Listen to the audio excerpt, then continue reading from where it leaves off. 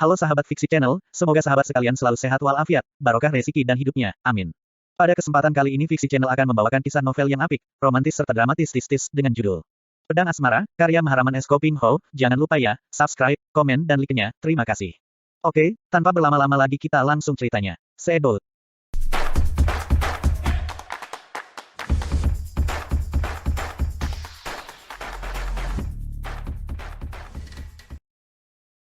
Mimpi. Mimpi yang penuh dengan madu, asmara, yang membuat mereka mabuk kesenangan pangkat oan kepuasan.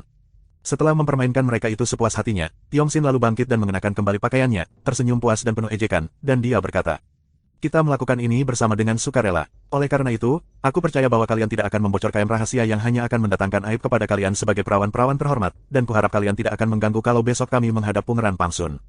Setelah berkata demikian, sambil membawa pedang asmara, Tiongsin berkelebat dan lenyap ditelan kegelapan malam. Setelah pemuda itu pergi dan pedang asmara yang dibawa pemuda itu tidak lagi mempengaruhi mereka, tiga orang gadis itu seperti baru sadar dari mimpi. Mereka seketika sadar dan teringat seperti orang tidur diguyur air dingin. Mula-mula Putri Maimi yang terbelalak melibat kepada tubuhnya sendiri yang tak berpakaian, lalu meledaklah tangisnya. "Apa yang kulakukan ini? Apa yang telah kulakukan ini?" Tanda tanya petik 2, jeritnya dan suara tangisnya segera disambung oleh jerit tangis Xiao Qin dan Xiao Ellen. Tiga orang gadis itu bertangisan dan mereka sampai sesedepenggukan seperti anak kecil sambil mengenakan lagi belian masing-masing. Setelah berpakaian, tiba-tiba Xiao Lin menyambar pedangnya dan ia menjerit. Pangkat tiada gunanya lagi hidup di dunia ini, dan pedangnya yang tinggal sepolong ilu diarahkan ke lehernya. Tiada gunanya lagi hidup di dunia ini, dan pedangnya yang tinggal sepotong itu diarahkan ke lehernya. Plakek, Xiao Qin menubruk dan menangkap lengannya. "Lin Moi, jangan, jangan. Lepaskan aku, En Cicin, lepaskan aku.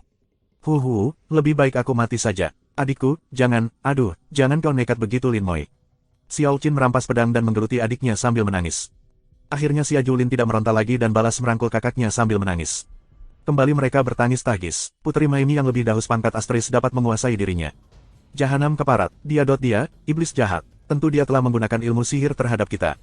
Sudahlah, kalian jangan menangis lagi. Ingat, urusan ini hanya kita bertiga yang mengetahui. Nota harus menjaga agar jangan sampai ada orang lain mengetahuinya. Akan hancurlah nama baik kita di keluarga kita kalau sampai ada orang lain mengetahuinya pangkat, tapi, Nona Maimi. Tanpa ada orang lain mengetahuinya Lata sudah rusak binasa. Bergelimang aib, yatiman, apa yang harus kami lakukan?" Tanda tanya petik 2, Xiao Lin mengeluh. "Aku tahu, kita telah tertimpa aib dan malapetaka yang amat hebat. Akan tetapi apapun yang terjadi, hal itu telah lewat, telah terjadi dan kalau sampai ada orang lain mengetahuinya, kita akan menderita lebih hebat lagi. Maka, kita harus tabah dan sadar, harus ingat bahwa pertama kali yang dapat kita lakukan, adalah menyimpan rahasia ini. Baru nanti kita pikirkan lebih lanjut apa yang seharusnya kita lakukan. Nah, hapus air mata kalian, bersikaplah biasa dan kita kembali ke perkemahan sebelum mereka itu tahu apa yang terjadi." Dua orang gadis kembar itu menyadari akan benarnya ucapan putri itu. Biarpun mereka merasa betapa jantung mereka seperti diremas dan setiap kali teringat akan nasib mereka, air mata sudah memenuhi sepasang mata yang panas, namun mereka menahan diri. Setelah membereskan pakaian dan rambut mereka bertiga lalu kembali ke perkemahan. Waktu itu, sudah terdengar kokok ayam sehutan. Pagi sudah menjelang tiba dan dua orang gadis Frautung masih tidur nyenyak.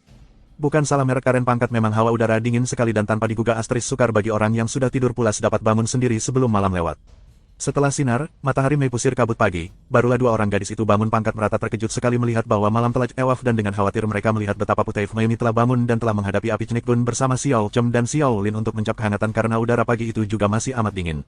"Xiao Chem dan Xiao Lin, kenapa tidak menggugah kami?" Mereka menegur dan memandang kepada sang putri dengan sikap takut-takut. "Kami tidur nyenyak dan tanpa digugah, kami tidak dapat bangun sendiri dan tahu sekarang sudah pagi." Xiao Qin dan Xiao Lin sudah dapat menguasai dirinya. Akan tetapi Xiao Lin tidak berani membuka suara karena ia tahu bahwa suaranya tentu akan terdengar lain. Xiao Qin yang lebih tabah segera menjawab sembarangan.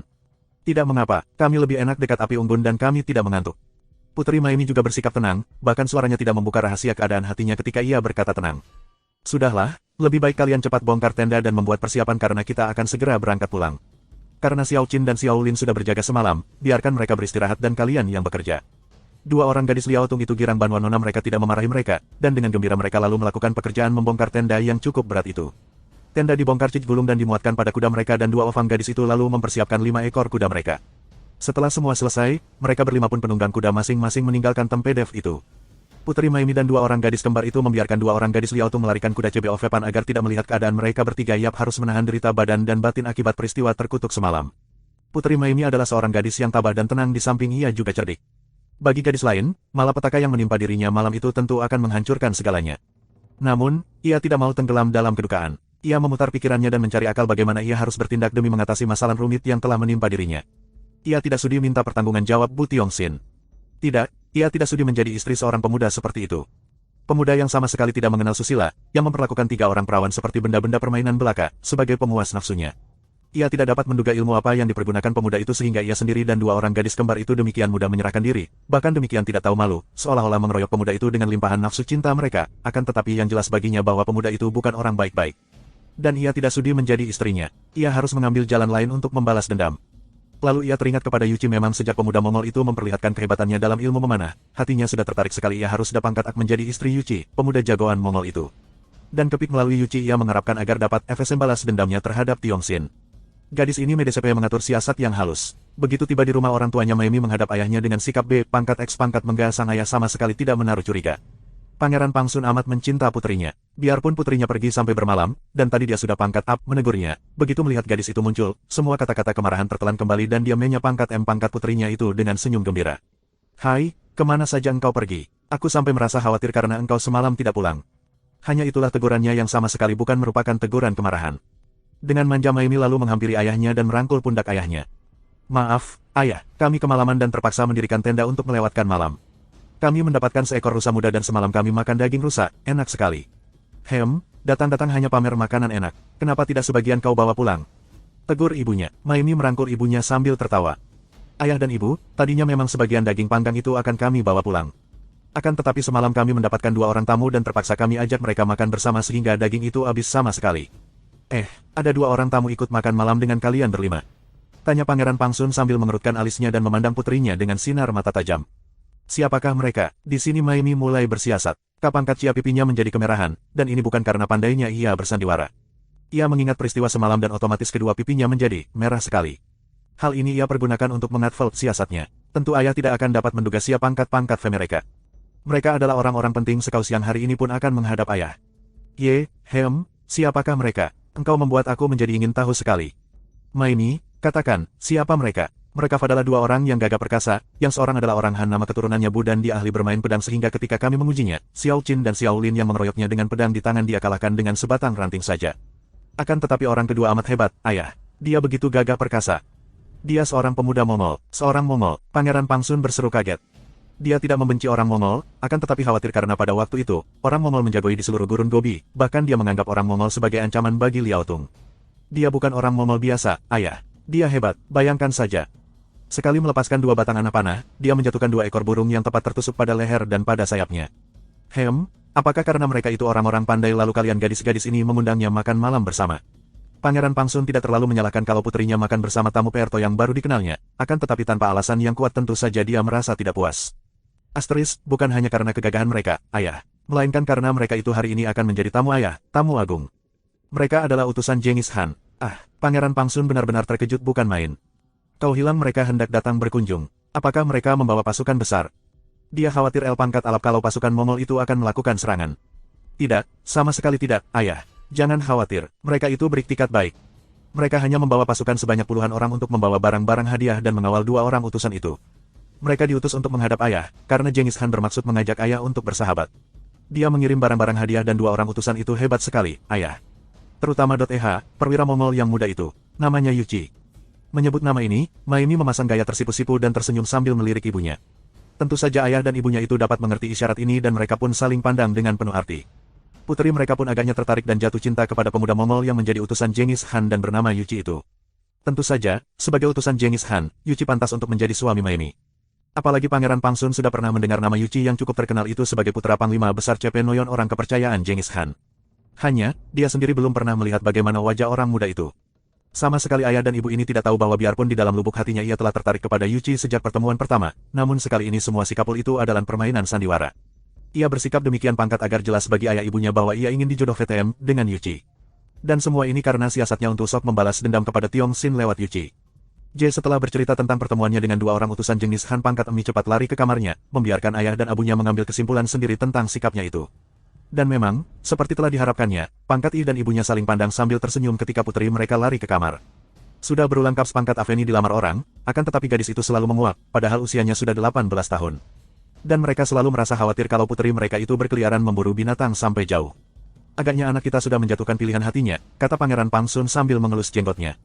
Mudah-mudahan begitu, dan mudah-mudahan pilihannya itu tepat. Kata istrinya, aku pernah mendengar nama Yuci itu.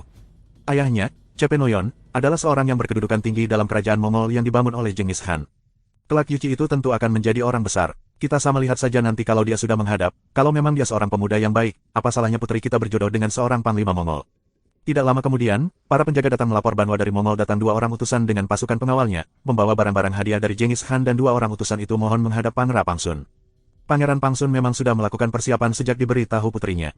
Diam-diam demi mengerahkan pasukannya berjaga-jaga, bukan untuk menjaga kemungkinan buruk melainkan untuk mamer kekuatan. Dia dapat menduga bahwa Genghis III Ian yang mengajak bekerja sama itu tentu ada hubungannya dengan penyerangan kepada suku pangkat bangsa lain, maka untuk mengangkat harkat dirinya, dia mengerahkan pasukannya bersenjata lengkap nituh pamer kekuatan agar para utusan Genghis Khan dapat mengabarkan kepada Raja Mongol itu bahwa suku Liao Tung bukanlah kelompok suku yang lemah. Oleh kar pangkat Jepelu, ketika Yuci dan Bu Tiongsin dipersilakan memasuki perkampungan Liao Tung, bersama pasukan mereka yang kecil, mereka terkejut dan terkagum-kagum melihat betapa perkampungan itu penuh dengan barisan yang nampak kuat, bersenjata lengkap dan semua prajuritnya nampak kokoh kuat dan gagah perkasa. Ratusan orang banyaknya, bahkan mungkin lebih dari 1000 orang, seolah-olah suku Liao Tung sudah siap siaga menghadapi perang besar. Mau tidak mau, hati kedua orang muda perkasa ini merasa gentar juga. Kalau sampai pihak tuan rumah menghendaki, mereka berdua dan pasukan mereka tentu tidak akan mampu melindungi diri mereka dan yang pulang ke Mongol hanya tinggal nama mereka. Dengan pakaian kebesaran yang mewah, Pangeran Pangsun menanti rombongan itu di ruangan depan. Yuci dan Tiongsin berjalan perlahan sambil mengagumi barisan suku Liao Tung, ada barisan berkuda, ada yang semua membawa busur, pasukan tombak, pasukan golok, pasukan pedang, semua teratur rapi. O lebih besar dari I menyuruh pasukan pengawalnya Mi lebih besar dari inti kurang dari Vi luar, kemudian bersama Hong Xin dia masuk dan memberi hormat kepada Pangeran Pangsun. Setelah tiba di ruangan di mana Pangeran Pangsun dan para panglimanya menanti dengan penuh kehormatan dan juga penuh kemegahan, Yuci dan Tiongsin memberi hormat.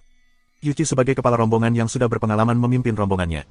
Dia menyuruh pasukan pengawalnya menanti di luar, kemudian bersama Tiongsin dia masuk dan memberi hormat kepada Pangeran Pangsun. Cukup sopan, akan tetapi tidak terlalu merendahkan diri karena dia adalah utusan seorang raja di raja besar yaitu Genghis Khan. Setelah memberi penghormatan secara prajurit, dengan menekuk sebelah lututnya yang diturut oleh Tiongsin, dia berdiri lagi lalu berkata dengan suara lantang. Yang mulia Raja kami Genghis Khan mengirim salam persahabatan kepada Pangeran Pangsun dari suku Liao Tung yang gagah perkasa, dan sebagai tanda persahabatan, Yang mulia Genghis Khan mengirim pula barang hadiah, harap paduka Pangeran sudi menerimanya. Yuci bertepuk tangan 3 kali dan masuklah 6 orang prajurit pengawalnya menggotong 3 buah peti yang diletakkan di atas lantai di depan Pangeran Pangsu yang duduk ditemani istrinya.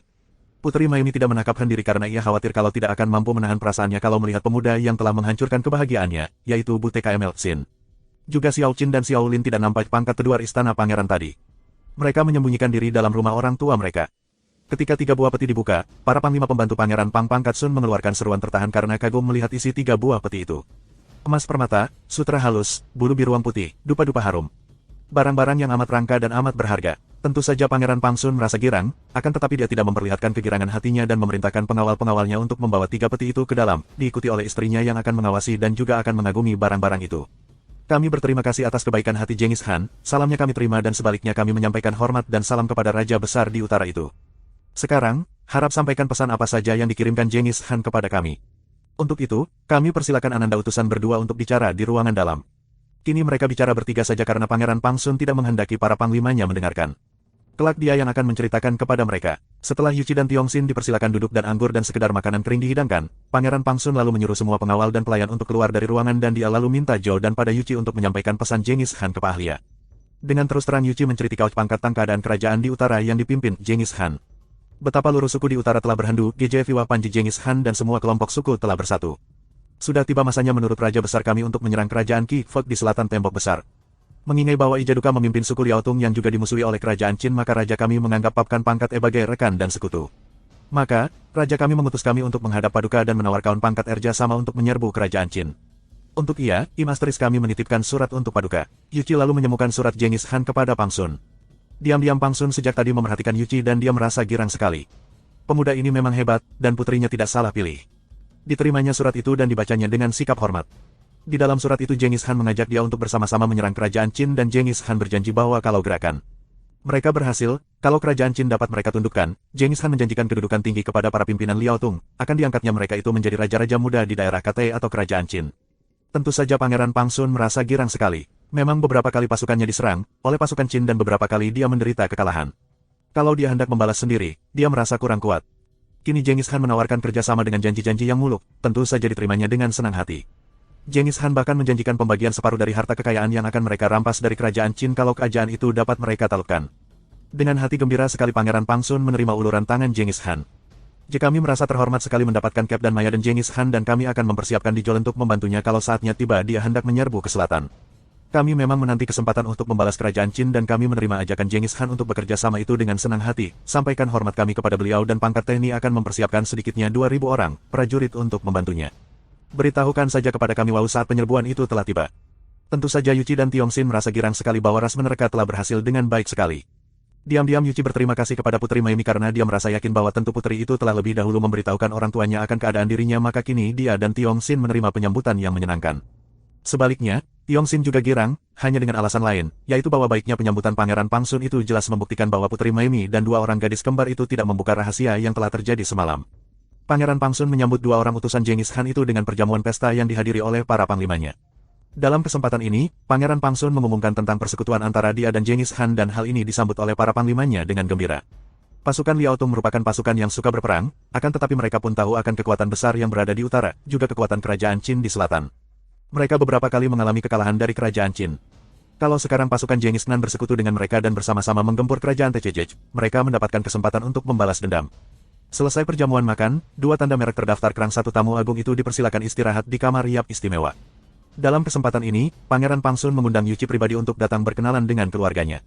Tiongsin tidak diundangi akan tetapi pemuda ini tidak merasa kecewa atau iken karena bagi dia, kebetulan sekali karena dia tidak bertemu muka dengan Maimi, karena betapapun juga dia akan merasa kurang enak. Yuchi diterif lebih besar dari Le, Pangeran Pangsun dan istrinya, lalu dipersilakan Dudia JC di ruangan dalam. Tak lama kemudian, Putri Maimi mengantar dua orang pelayan wanita ini. Yuchi lalu cepat bangkit dan memberi hormat kepada Maimi yang dibalas dengan manis oleh Maimi. Melihat ini ayah dan ibu Maimi tersenyum. Ah, kalian sudah saling jumpa dan berkenalan, ya? Kata Pangeran Pangsun sambil tertawa. Putri Maimi menundukkan mukanya sambil tersipu menahan senyum. Yuchi juga tersenyum. Kami sempat bertemu dan berkenalan di hutan, bahkan sang putri dengan baik hati telah mengundang kami makan daging rusa panggang yang lezat bukan main.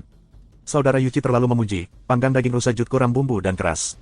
Kata Maimi sambil mengangkat muka memandang. Sejenak dua pasang sinar mata bertemu, lalu Maimi menunduk kembali dengan muka merah. Yuchi merasa heran mengapa kini di depan orang tuanya, sikap Maimi berubah menjadi amat pemalu. Padahal ketika di hutan itu, gadis ini begitu berwibawa dan anggun. Hahaha, duduklah engkau Maimi, dan kau juga duduklah kembali Ananda Yuchi. Maimi, Ananda Yuchi adalah seorang tamu agung yang kita hormati, bahkan dia pun sudah menjadi kenalanmu. Engkau boleh menemani kami bercakap-cakap, bahkan pepangkat nejek sekali engkau hadir karena kami hendak membicarakan tentang dirimu. Mendengar ini, Maimi makin menunduk. Akan tetapi, dengan gerakan lemah gemulai ia lalu bangkit berdiri, menuangkan anggif pangkat keot lam cawan arak Yuchi dengan gerakan yang amat madanis, lalu berkata merdu, silakan minum anggur suguhan kami yang sederhana. Yuchi mengangkat cawannya dan diikuti oleh pihak tuan rumah, tempangkat aki minum anggur itu dengan wajah gembira mereka minum beberapa cawan, kemudian barulah Pangeran Pangsun menceritakan niatnya dan keperluannya maka dia mengundang pemuda itu. Ananda Yuchi, kalau boleh kami mengetahui, berapakah usiamu tahun ini? Yuchi nampak heran, akan tetapi dia menjawab juga. Kalau tidak keliru, Paman Pangeran, tahun ini usia saya 20 tahun. Selisih 2 tahun dengan putri kami Maimi yang berusia 18 tahun, kata istri pangeran itu. Ucapan ini saja sudah menunjukkan ke arah mana percakapan itu hendak dibawa sehingga dalam hatinya, Yuchi sudah merasa berdebar-debar. Kalau boleh kami bertanya, apakah engkau sudah berkeluarga, Ananda Yuchi? Sudah beristri, atau sudah bertunangan? Yuchi menggeleng kepala dan menjawab singkat karena bagaimanapun juga, dia merasa malu. Belum, Paman, bagus, ini namanya cocok dan mungkin sudah dijodohkan oleh Tuhan. Ananda Yu pangkat N pangkat Peni sekeluarga mempunyai niat yang kami rasa amat baik, akan tetapi pelaksanaan niat itu tergantung sepenuhnya kepadamu. Kami mengharap saja mudah-mudahan engkau menyetujuinya sehingga memungkinkan terlaksananya niat baik kami ini.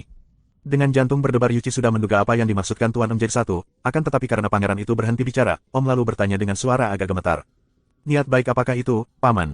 Begini Alnang, Yuchi kami sekeluarga ingin sekali agar putri kami Maimi dapat menjadi istrimu. Biarpun sudah menduga demikian, Yuchi terkejut juga mendengar ini.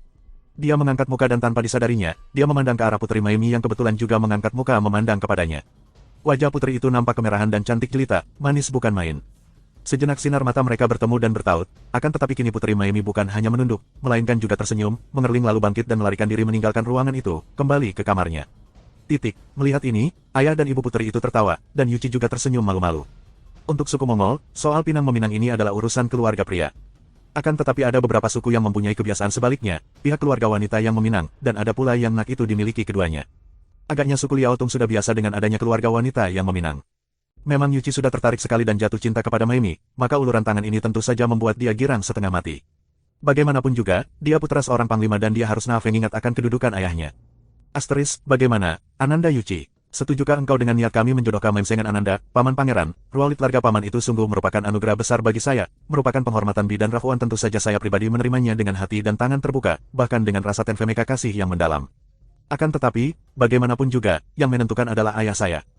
Maka, biarlah dia akan menyampaikan kepada ayah dan mohon perkenan ayah. Hahaha, tentu saja, Ananda Yuchi. Yang penting, engkau sudah setuju. Kami akan memberi surat kepada ayahmu, juga mohon, bantuan Rajamu Genghis Khan agar niat hati kami itu dapat terlaksana dengan mudah. Pertunangan itu pun diumumkan oleh Pangeran Pangsun dan para pembantunya menyambut dengan bermacam perasaan. Ada yang kecewa karena mereka mengharapkan sang putri menjadi istri atau mantu, ada yang ikut gembira karena perjodohan itu semakin mempererat hubungan antara Liao Tung dengan bangsa Mongol yang kini sedang berkembang amat kuat itu. Terutama sekali Maimi, diam-diam merasa girang karena siasat yang direncanakannya berjalan lancar. Tiongsin juga diberitahu akan hal ini dan dia pun tersenyum, senyum mengandung ejekan yang hanya dia yang tahu artinya. Dia menepuk pundak Yuchi dan mengucapkan selamat. Yuchi menerima dengan gembira dan menganggap bahwa Tiongsin adalah seorang sahabat yang baik. Kalau saja dia dapat menjenguk isi hati Tiongsin, pemuda ini menertawakannya rombongan utusan Genghis Khan ini bermalam 2 malam di situ. Ketika rombongan Ipsifajtan berangkat pulang, Yuchi diberi kesempatan Hapetuk bertemu dengan Maimi di dalam taman. Dan kembit, setelah mereka hanya bertemu berdua saja, Maimi tidak lagi memperlihatkan sikap malu-malu seperti kalau di epan ayah ibunya. Dinda Maimi, aku au pangkat-pangkat PDLan dulu. Harap engkau jangan khawatir, aku pangkat gakin ayahku akan menyetujui pertunangan kita, dan tak lama lagi kita akan dapat saling bertemu kembali. Selamat jalan, Kanda Yuchi. Berhati-hatilah, dan ingatlah selalu bahwa jauh di Liao Tung, ada seseorang menantimu dengan hati penuh kesetiaan dan penuh harapan. Pesanku hanya satu, Kanda Yuchi. Yuchi melangkah maju dan menangkap tangan tunangannya. Digenggamnya tangan itu dan baru sekali itu mereka saling bersentuhan. Tangan itu agak gemetar dan agak dingin dalam genggamannya, akan tetapi tangan itu terasa lunak dan halus. Apakah pesanmu itu, Dinda Maimi? Agar engkau berhati-hati terhadap dia. Siapa namanya lagi temanmu itu? Yuchi mengerutkan alisnya. Siapakah yang kau maksudkan? Temanku di sini hanyalah Tiongsin. Dia itulah, engkau harus berhati-hati, aku yakin bahwa dia bukan orang baik-baik. Yuchi terbelalak memandang wajah tunangannya. Apa maksudmu, Dinda Maimi? Apa maksudmu? Maimi menggeleng kepalanya.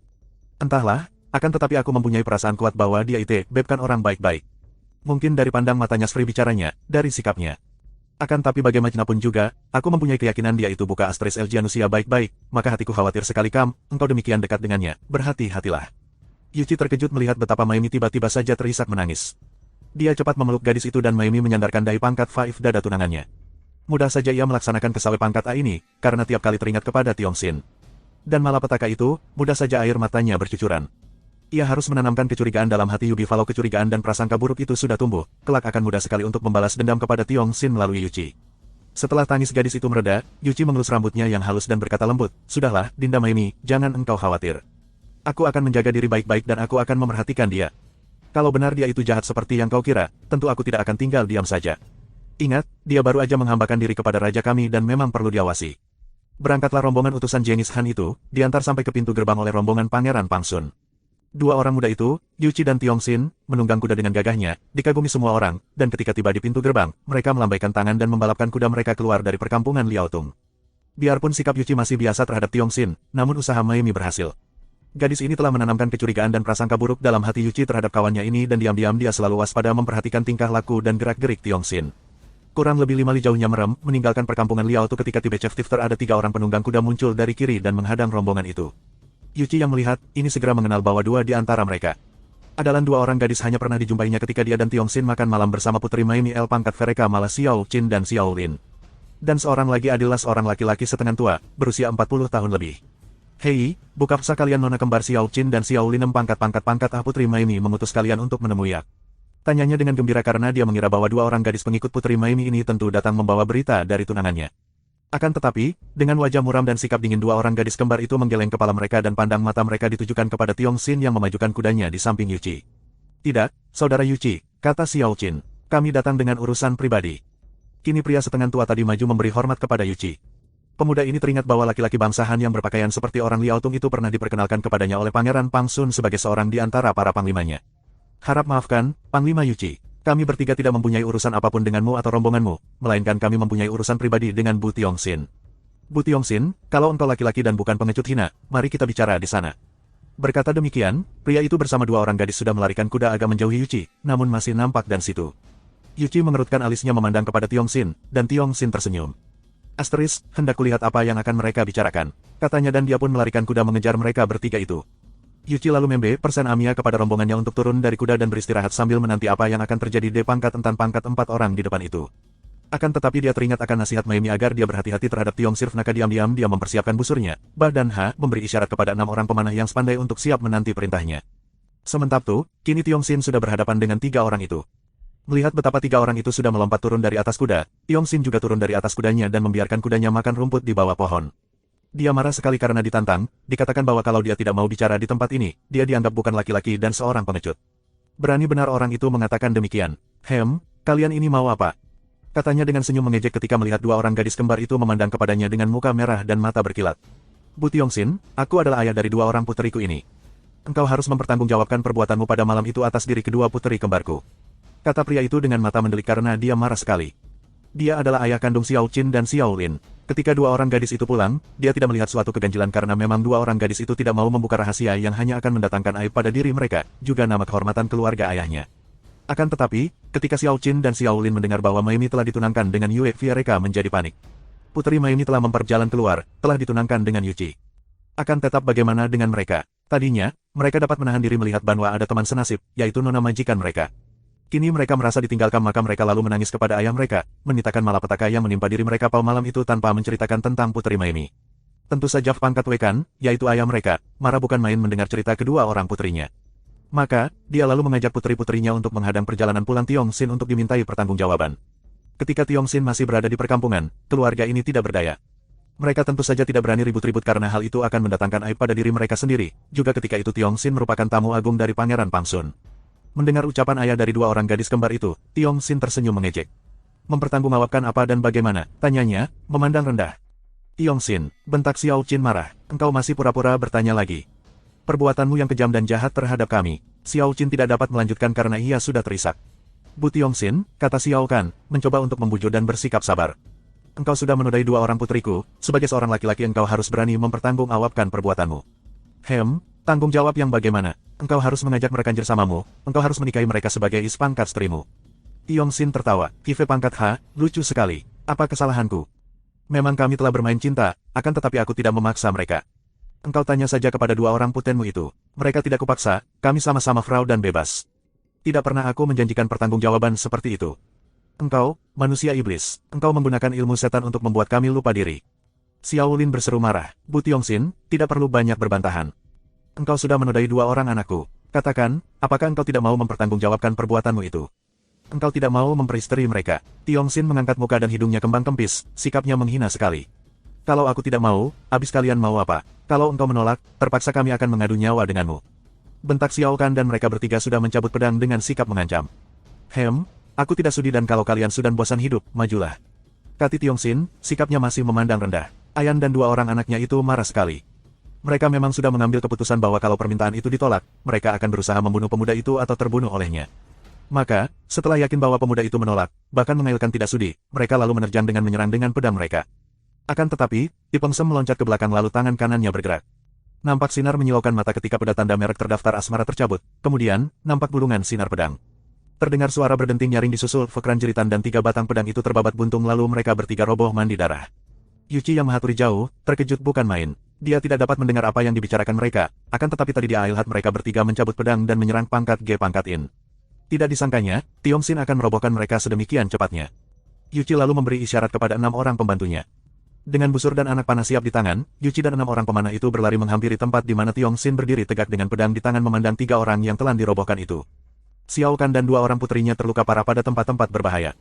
Xiao Kan tertembus lehernya dan tewas seketika, sedangkan 2 orang gadis itu terluka di dada yang ditembusi pedang yang bagaikan kilat menyambar. Xiao Qin berusaha mengangkat muka memandang kepada Tiong Xin dan jari telunjuknya menuding, Kau jahanam, dan ia pun terkulai lemas, tewas. Xiao Lin juga memandang kepada Tiong Xin, matanya mendelik, Kau keparat jahat, dan ia pun terkulai dan tewas. Tiong Xin tersenyum puas, memang kalau tidak dibunuh, 3 orang ini kelak hanya akan menjadi pengganggunya saja. Senyumnya makin lebar dan akhirnya terdengar dia tertawa.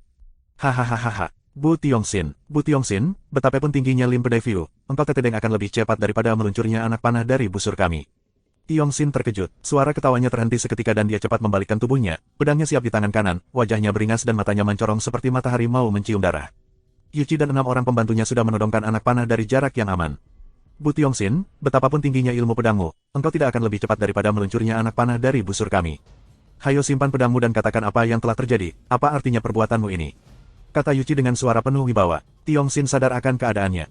Dia telah mendatangkan kecurigaan dalam hati Yuci, dan dia maklum betapa bahayanya anak panah ditangani Yuci yang ahli, apalagi dibantu oleh 6 orang pemanah lain.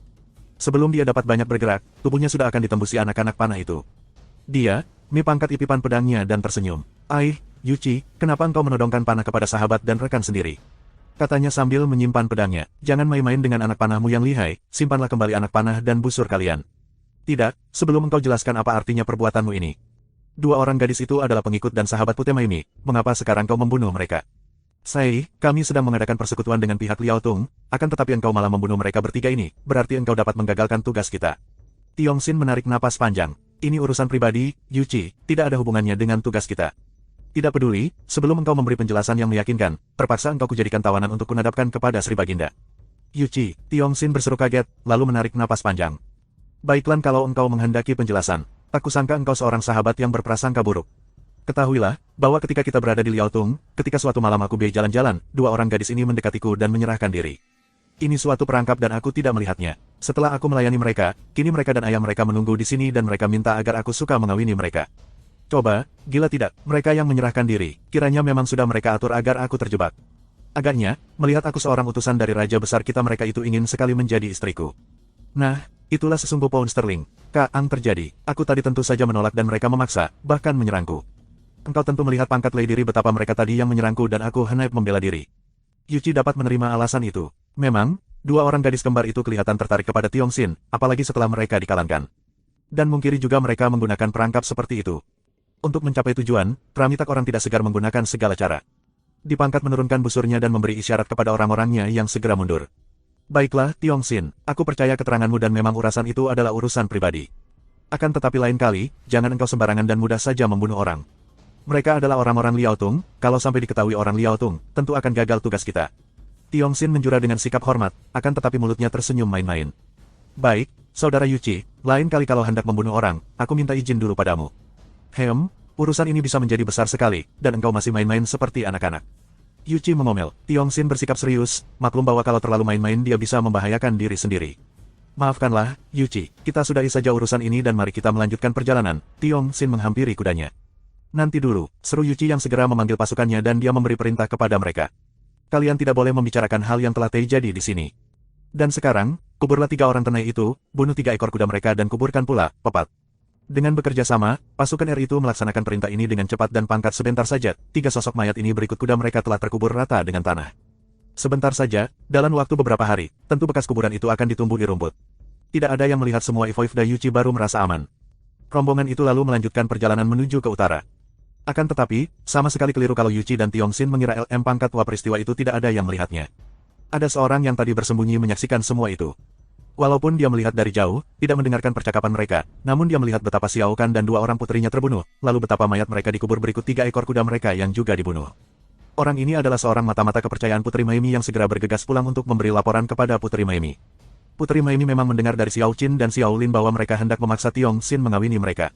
Mendengar ini, Putri Maimi lalu mengutus seorang kepercayaannya untuk membayangi 2 orang gadis kembar itu sehingga akhirnya mata-mata itu melihat sendiri betapa 2 orang gadis kembar itu bersama ayahnya tewas terbunuh oleh Bu Tiongxin. Biarpun alasan yang dikemukakan Tiongxin itu dapat diterimanya, namun mulai hari itu, Yuci makin merasa curiga kepada Tiongxin. Kesan yang didapat dari pemuda itu buruk. Mungkin saja 2 orang gadis Han kembar itu menggunakan siasat, sengaja memikat untuk memaksa Tiongxin menjadi suami mereka.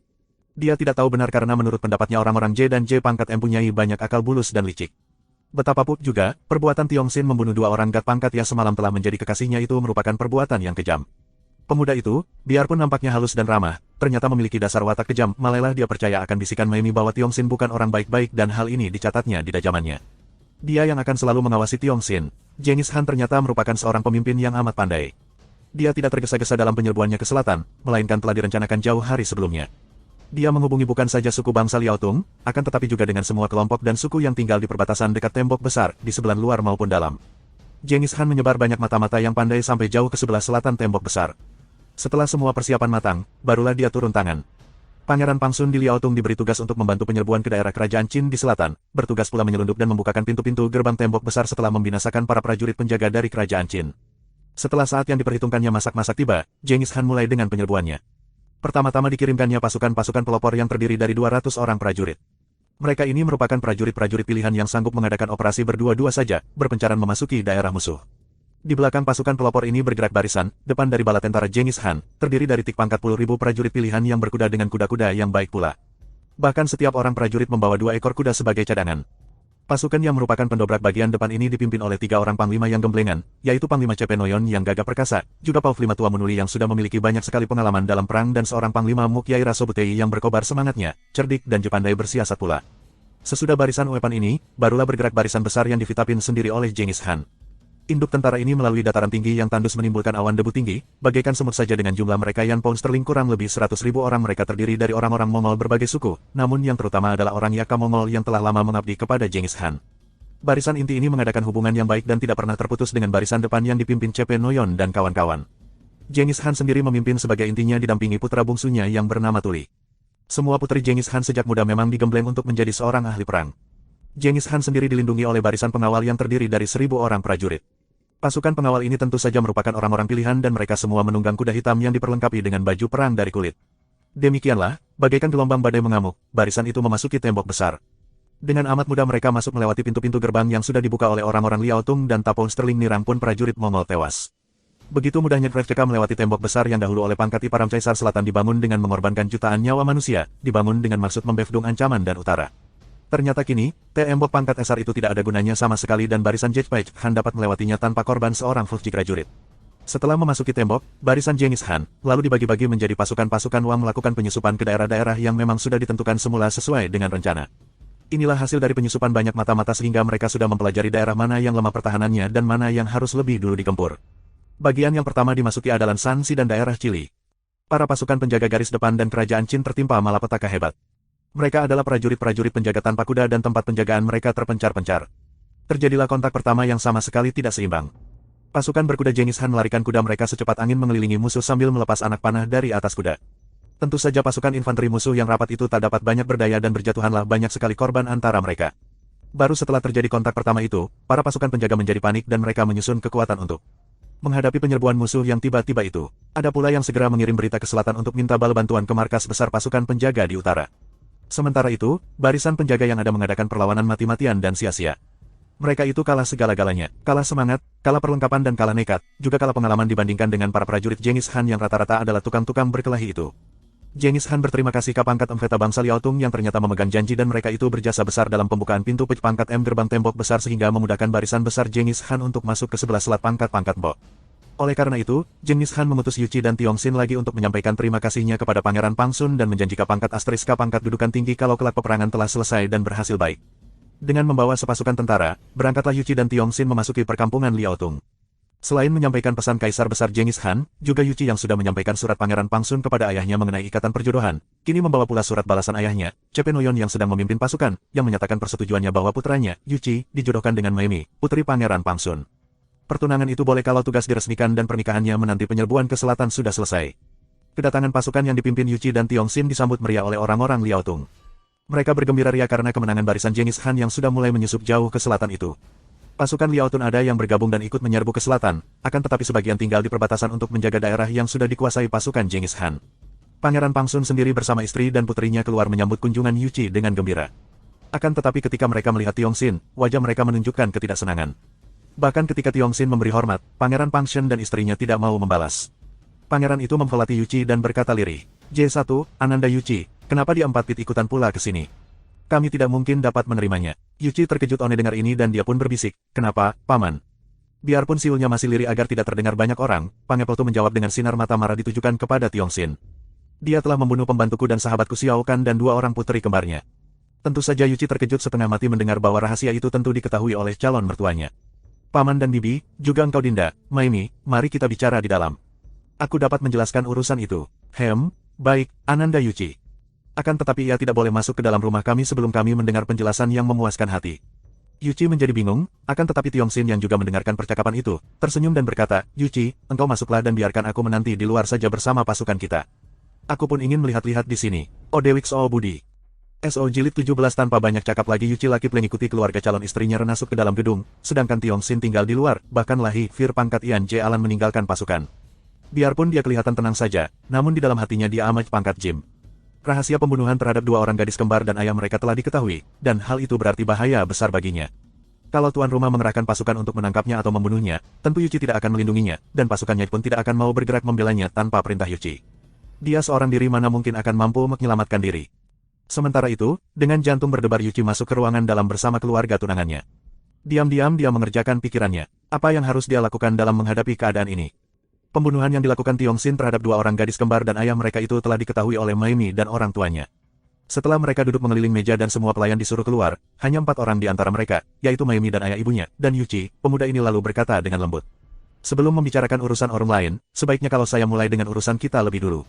Dia mengeluarkan surat balasan ayahnya dan menyerahkannya kepada Pangeran Pangsun.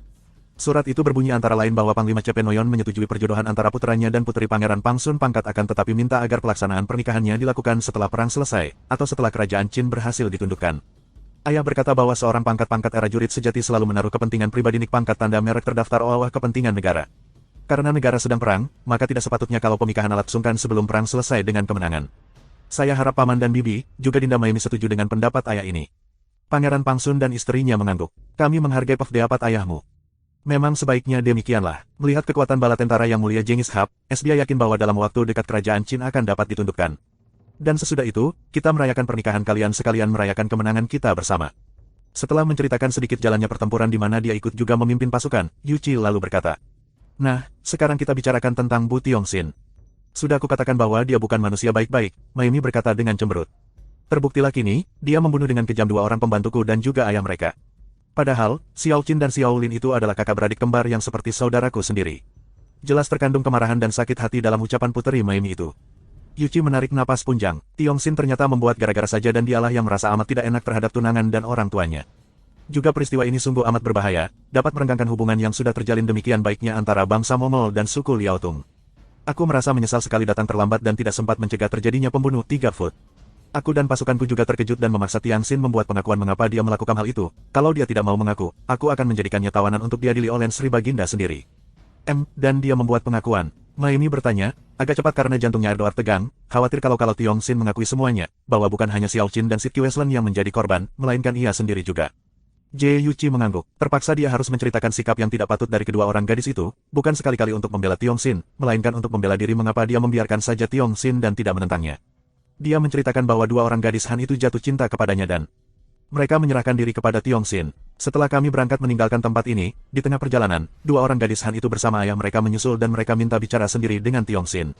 Kami hanya melihat dari jauh. Menurut keterangan Tiong Xin, 2 orang gadis itu dan ayah mereka memaksa kepada istri Tiong Xin untuk mengawini mereka. Dia menolak dan dia pun diserang oleh mereka bertiga. Tiong Xin membela diri dan cepat sekali 3 orang itu roboh dan tewas, kami tidak sempat mencegahnya. Dan kami memang melihat sendiri bahwa mereka yang lebih dulu menyerang. Dia bohong, memang manusia jahat sekali Bu Tiong Xin itu. Ceritanya itu semua bohong. Bohong, apa yang kau maksudkan, Dinda Maimi? Tanya Yuchi dengan heran. Xiao Qin dan Xiao Lin telah membuat pengakuan kepadaku sambil menangis bahwa pada malam harinya setelah kami menerima kunjungan kalian, pangkat pis jahat Tiong Xin itu telah memasuki tenda mereka dan menculik mereka keluar, lalu memperkosa mereka. Tentu saja aku hendak merahasiakan aib yang menimpa diri mereka, hanya memesan kepadamu agar berhati-hati karena iblis itu jahat dan berbahaya. Pangkatku pangkat ketika rombonganmu meninggalkan kami, aku melihat Xiao Qin dan Xiao Lin menyelinap pergi. Aku kenal rasa curiga dan diam-diam aku menyuruh seorang pembantu memata-matai mereka dan pembantuku itulah yang melihat betapa 2 orang gadis itu bersama ayah. Mereka dibunuh oleh Tiong Xin. Mendengar keterangan ini, wajah Yuchi menjadi merah sekali. Dahulu dia memang percaya kepada keterangan Tiong Xin karena menganggap hal itu masuk akal. Tidak mustahil seorang pemuda setampan dan segagah Tiong Xin akan menarik perhatian 2 orang gadis kembar itu yang jatuh cinta. Akan tetapi, dengan adanya keterangan dari Maimi, tentu saja semua keterangan Tiong Xin itu tidak ada artinya lagi. Tentu saja dia lebih percaya akan kebenaran keterangan tunangannya. Keparat, kalau begitu dia telah melakukan kejahatan. Aku akan menangkapnya dan menyerahkannya kepada paman pangeran untuk diadili. Setelah berkata demikian, Yuchi berlari keluar dan mencari-cari. Akan tetapi Tiong Xin tidak nampak bayangannya. Ketika Yuchi bertanya-tanya, dia mendengar bahwa Tiong Xin baru saja pergi meninggalkan tempat itu menuju ke selatan. Dengan marah Yuchi lalu mengumpulkan 30 orang anak buahnya, dan dengan pasukan berkuda ini, dia lalu melakukan pengejaran ke selatan. Tiong Xin memang telah melarikan diri, pemuda ini merasa tidak enak sekali ketika Yuchi Titslo mengajaknya melakukan pembicaraan dengan Pegemdra Pangsun dan dia sudah mulai curiga melihat sikap asteris ayah Maimi itu. Bukan saja rahasianya membunuh orang gadis kembar dan ayah mereka telah ketahuan. Namun agaknya peristiwa malam itu juga telah dikaul, dia tahu bahwa kalau sampai dia diserang di Fuju, dia takkan mampu menyelamatkan Din sebagai seorang yang tergolong penting, dengan alasan lebih besar dari ada keperluan mendesak dengan Yuchi. Tidak sukai bagi Tiongsin untuk memasuki rumah Pangeran Pangfoto, para petugas jaga sudah mengenal dia sebagai tarap ageteng, maka mereka bahkan memberi hormat ketika TV Sin masuk. Pemuda ini menyelinap dan ketika berada di luar ruangan di mana Yuchi bercakap-cakap dengan keluarga itu, dia berhenti dan mendengarkan. Ketika dia mendengar laporan Mayumi tentang dirinya, bahkan dengan jelas mendengar nada suara penuh sakit hati dari putri itu, bahwa dia telah memperkosa dua orang gadis kembar, tahulah dia bahwa dia berada dalam bahaya. Cepat dia keluar dan setelah tiba di luar, tanpa pamit dia lalu pergi meninggalkan tempat itu. Persetan dengan kedudukan dan kemuliaan yang dijanjikan Genghis Khan kepadanya. Pertama, Genghis Khan adalah seorang Mongol, bukan bangsa Han dan belum tentu akan memberikan kedudukan tinggi kepada seorang Han. Kedua, setelah terjadi peristiwa dengan gadis-gadis di suku Liaotung itu, tentu dia mendapat nama buruk dan mungkin akan mendapat marah dan hukuman pula dari Genghis Khan. Dan dia pun tidak begitu tertarik dengan perang-perangan itu, terlalu berbahaya baginya dengan harapan balas jasa yang belum menentu. Bagaimana kalau pasukan Genghis Khan kalah? Tentu dia tidak mendapatkan apa pangkat dan dia selalu terancam maut dalam perang itu. Akan tetapi, baru saja dia mulai mendaki sebuah bukit, tiba-tiba saja dia mendengar derap kala asteris kuda di belakangnya dan tak lama kemudian, Yuchi B. Samir 30 orang prajurit telah berloncatan de pangkat ya, atas kuda dan mengepungnya. Tiongsin masih bersikap tenang dan dia pura-pura merasa heran. Yuchi, apa yang kau lakukan ini? Bu Tiongsin, Afrusis. Jahat, tidak perlu lagi engkau berpura-pura, menyerilah untuk kutangkap dan kuserahkan ke Rafdak paman pangeran agar perbuatanmu yang terkutuk itu dapat diadili. Henrurf, Yuchi, perbuatan terkutuk yang bagaimana maksudmu? Keparat engkau telah memperkosa dua orang gadis kembar, kemudian ketika mereka menuntut, engkau malah membunuh mereka dan ayah mereka. Menyerahlah, Tiongsin tertawa, hahaha, Yuchi, mengapa engkau begini bodoh? Dengan mudah saja aku dapat memperoleh wanita cantik yang kusukai, untuk apa aku harus melakukan perkosaan? Apalagi terhadap gadis-gadis Liaotung yang sedang didekati oleh Sri Baginda Genghis Khan. Tidak, aku tidak memperkosa mereka. Engkau ditipu oleh Putri Mayumi, calon istrimu itu. Aku tidak memperkosa, akan tetapi mereka berdua, gadis kembar itu, menyerahkan diri dengan sukarela. Bohong, sama sekali tidak, karena aku mempunyai saksi. Saksinya adalah Putri Mayumi sendiri. Ia tahu benar bahwa aku tidak memperkosa dua orang gadis kembar itu, melainkan kami melakukan hubungan atas dasar suka sama suka, secara sukarela. Tiongsin, apa maksudmu bahwa Dinda Mayumi menjadi saksi? Yuchi berseru, lebih Meretiei terkejut dan heran daripada marah. Tiongsin tersenyum, tiba saatnya untuk membalas dendam kepada Putri Mederto Astris itu yang membuka rahasianya. Apa maksudku, JL4S, karena Mayumi sendiri juga ikut dalam pesta permainan cinta itu. Hahaha, bahkan ialah yang lebih dulu menyerahkan diri dengan sukarela kepadaku. Kalau tidak percaya, kau tanya padanya, engkau akan ngawini seorang gadis yang bukan perawan lagi. Yoti, keparat jahanam, Yuchi, membentak marah, serang dan bunuh dan ia. Perintahnya kepada anak buahnya, dan Tiongsin terpaksa harus memutar pedangnya untuk melindungi dirinya ketika hujan senjata datang menyerangnya. Akan tetapi, 30 orang prajurit yang dibawa Yuchi adalah prajurit pilihan sehingga betapapun lihainya Tiongsin memutar pedangnya, tetap saja dia terdesak dan terhimpit. Apalagi Yuchi selalu menyerangnya dengan luncuran anak panah yang amat berbahaya. Sudah dua batang anak panah yang dilepas Yuchi, dapat ditangkisnya dan anak panah itu menyeleweng dan mengenai dua orang prajurit sendiri sehingga mereka itu roboh dan tewas. Lebih banyak lagi yang dilakukan oleh Tiongsin, pemuda ini mulai menjadi panik.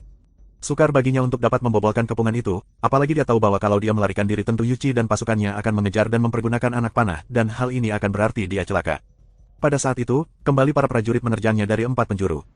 Ketika dia memutar pedang menangkis, 4 orang itu terpental dan mereka melemparkan tubuh ke belakang, dan 4 orang prajurit lain telah menggantikan tempat mereka dan menyerang. Ketika Tiongsin menangkis lagi, kembali Yan Sente ini digantikan 4 orang lain. Terkejutlah Tiongsin, dengan cara demikian, dia tidak akan pernah henti tergerak dan tentu dia akan kehabisan tenaga. Maka, begitu ada 4 orang lain menyerang lagi, Japangkat bukan saja mengelak dan menangkis, juga pedangnya berkelebat cepat, membalas serangan dan 4 orang tega itu pun mengeluh dan roboh mandi darah. Akan tetapi, pada saat Tiongsin sibuk membalas serangan, daya tahannya berkurang dan pada saat itulah, Hailal di suatu lubang, sebatang anak panah menerop Ai dan Uke dan tahu-tahu telah menancap dan menembus persen P dan Hakiri Tiongsin. Kiranya Yuchi memang mempergunakan siasat itu sambil mengintai dan membidikkan anak panahnya dan pada saat yang tepat, mencari lubang dan menyerang dengan tiba-tiba, sehingga dia berhasil melukai paha Tiongsin walaupun untuk itu dia harus mengorbankan 4 orang anak buahnya. Aduh, Tiongsin berseru kaget, maklum bahwa keadaannya amat berbahaya, dan melarikan diri takkan ada gunanya, dia lalu mengamuk. Pedangnya berkelebat dengan kecepatan kilat, membentuk bulungan sinar yang membungkus dirinya. Yuchi maklum akan kelihayan bekas rekan ini, maka pemuda yang cerdik dan pandai dalam hal ilmu perang ini berseru. Longgarkan kepungan, kita serang dengan anak panah. Yuchi memang cerdik sekali, dia tidak ingin kehilangan lebih banyak anak buah lagi, maka dia perintahkan agar kepungan dilonggarkan. Dengan kepungan jarak jauh ini, pedang di tangan Tiongsin tidak akan mampu melukai anak buahnya, dan sebaliknya, Tiongsin harus terus menggerakkan pedang untuk melindungi tubuhnya dari sambaran anak panah. Kalau hal ini terupangkat langsung, tak lama lagi Tiongsin akan kehabisan napagaan akan roboh sendiri. Tiongsin makin kaget, dia tadinya ingin mengadu nyawa, kalau mungkin, sebelum dia roboh, dia harus dapat membunuh Yuchi terlebih dahulu. Akan tetapi, kini Yuchi mengadakan pengepungan jarak jauh dan dia pun tahu apa artinya itu. Artinya, dia tak akan mampu membalas, dan akhirnya dia akan roboh oleh anak panah para pengeroyoknya pangkat tak oleh karena kehabisan tenaga. Dia menjadi semakin panik. Pada saat yang amat gawat bagi keselamatan Tiongsin itu, tiba-tiba saja muncul seorang kakek berusia 60 tahun. Tubuhnya tinggi kurus dan wajahnya suram muram dan dingin. Dia muncul bersama seorang gadis berusia kurang lebih 18 tahun, gadis yang berpakaian mewah dan indah, wajahnya manis sekali dan begitu mereka muncul, keduanya sudah menggerakkan golok di tangan mereka dan para pengepung kocar-kacir. Lebih lagi golok di tangan kakek itu, sebatang golok yang ketika diputar mengeluarkan sinar putih dan yang lebih menyeramkan, golok ini mengeluarkan hawa dingin yang membuat orang yang berada di dekatnya menggigil. Dalam waktu singkat, belasan orang pengeroyok roboh tewas. Melihat ini, Yuchi lalu memberi aba-aba agar sisa anak buahnya mundur, dan memimpin mereka untuk melarikan diri. Yuchi maklum bahwa kalau dilanjutkan, semua anak buahnya akan tewas dan dia sendiri pun tidak akan menang, maka dia memimpin sisa anak buahnya mundur untuk mencari bala bantuan. Untuk menghadapi Tiongsin dan dua orang pembantu yang sakti itu, dia harus mengerahkan lebih banyak anak buahnya. Kakek dan gadis itu tidak mempedulikan mereka yang melarikan diri. Mereka menghampiri Tiongsin. Pemuda ini sudah menyarungkan pedangnya, berdiri dengan tegak. Anak panah menancap dan menembus paha kirinya. Ketika dia mencoba melangkah, tubuhnya terhuyung, maka dia pun berdiri tegak saja dan hanya memandang kepada dua orang yang menghampirinya itu. Dia tidak tahu siapa mereka, akan tetapi jelas kaklah yang menyelamatkan dirinya, maka dia pun segera memberi hormat dengan kedua tangannya. Aku Bu Tiongsen mengaturkan terima kasih kepada Locian Pawet Ki Jeff 3 Feng Tua Gagah dan kepada Li Hiap Nona Pendekar yang telah menyelamatkan nyawaku dari tangan orang-orang Mongol itu. Dia sengaja menyebut orang-orang Mongol karena dia merasa yakin, melihat wajah dan pakaian mereka bahwa kakek dan gadis itu tentulan orang-orang Han. Akan tetapi, kakek dan gadis itu tidak menjawab, juga tidak membalas penghormatannya. Terutama kakek itu, sikapnya sungguh membuat Tiongsin bergidik. Kakek itu tubuhnya kurus kering seperti tinggal tulang terbungkus kulit, mukanya keruputan dan matanya nampak cekung. Muka seperti tengkorak, apalagi mulut itu selalu cemberut, mata itu selalu sayu dan muram. Wajah yang dingin, dalam pandang mata itu terpancar keangkuhan dan ketinggian hati bercampur kekerasan. Gadis di sampingnya memiliki wajah yang manis, dan biarpun pakaiannya mewah dan tubuhnya penuh perhiasan, namun mata Tiongsin yang berpengalaman dapat melihat bahwa di balik pakaian itu terdapat tubuh yang bentuknya indah menggerakkan. Akan tetapi, juga gadis ini memiliki sikap dan pandang mata yang dingin. Begitu dinginnya membuat Tiongsin sendiri bergidik, seolah-olah dia menghadapi dua orang yang bangkit dari kubur, walaupun gadis itu memiliki bibir kemerahan dan wajah yang manis segar. Kuilan, kita apakan dia ini? Kitamu sajakah? Pertanyaan itu keluar dengan suara asteris yang datar dan dingin menyeramkan dan juga teramat mengejutkan hati Tiongsin. Jangan, ayah, kata gadis itu, juga dengan suara dingin, seolah-olah tidak peduli pangkat hak. Membicarakan urusan kecil, bukan mati hidupnya sebagai orang.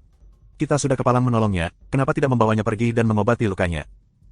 Merepotkan saja, kakek itu mencela, dengan hati gelisah bukan main, dan dia maklum bahwa dia berhadapan dengan dua orang manusia aneh. Tiongsin lalu menjatuhkan dirinya berlutut, bukan hanya karena gelisah, akan tetapi juga karena pahanya terasa nyeri bukan main dan terdorong pula oleh kecerdikannya. Mohon pertolongan Locian Powe dan Li Hiap. Kalau orang-orang Mongol itu datang kembali, aku tentu mereka bunuh.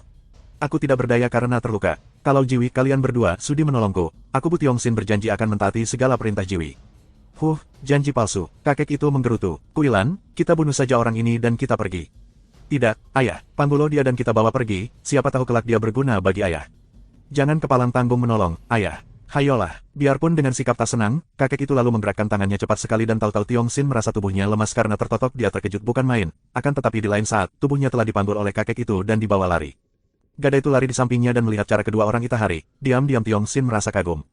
Mereka lari seperti terbang saja, dan dia pun merasa gembira bu pangkat an main. Ingin rasanya dia dapat bergerak untuk merangkul dan mencium bibir yang kemerahan itu, pangkat jembir yang telah menyelamatkannya karena tanpa adanya bibir manis itu yang meminta, tentu sekar Kiaya telah mati konyol di bawah tangan kakek Kia pangkat-pangkat kejam dan berwatak dingin seperti salju ini. Ketika Yuchi Chot tarik pangkat kembali ke tempat itu bersama 100 orang lem pasukan pilihan, dia tidak menemukan lagi Tiongsin dan dua orang penolongnya itu. Mereka pergi tanpa pangkat tanda merek terdaftar hegalkan jejak, dan terpaksa, dengan hati mengkal Yuchi menyuruh anak buahnya mengubur mereka yang tewas dan mengobati mereka yang terluka. Yuchi merasa penasaran bukan main, bukan saja karena Tiongsin berhasil melarikan diri, akan tetapi juga apa yang didengarnya dari Tiongsin. Maimi juga telah menyerahkan dirinya kepada Tiongsin. Engkau akan mengawini gadis yang tidak perawan lagi, Yuchi. Ucapan ini selalu berdengung di telinganya. Benarkah keterangan itu? Rasanya tidak mungkin seorang gadis seperti Maimi begitu mudah, menyerahkan diri begitu saja kepada seorang pria seperti Tiongsin. Tidak mungkin, Tiongsin pasti hanya membual saja, untuk membuat dia penasaran, agar dia tidak melanjutkan pernikahannya dengan Maimi. Bagaimanapun juga, dia harus menceritakan fitnah yang dilontarkan Tiongsin itu kepada tunangannya. Dia harus mendengar sendiri penyangkalan Maimi. Demikianlah, ketika kembali dan bertemu dengan Maimi, dia mengajak tunangannya untuk bicara dengan empat mata saja. Setelah kesempatan tiba, dia menceritakan tentang fitnah yang dilontarkan Tiongsin. Ketika kudesak, Tiongsin tetap ngedel wangkal, Dinda Maimi.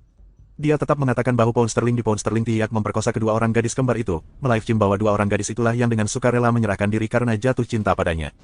Dan dia memberitakan pula bahwa dia mempunyai seorang saksi, bahkan saksi itu pun telah menyerahkan diri kepada Jack. Hak ciptaan saksi itu adalah engkau, Dinda Maymi.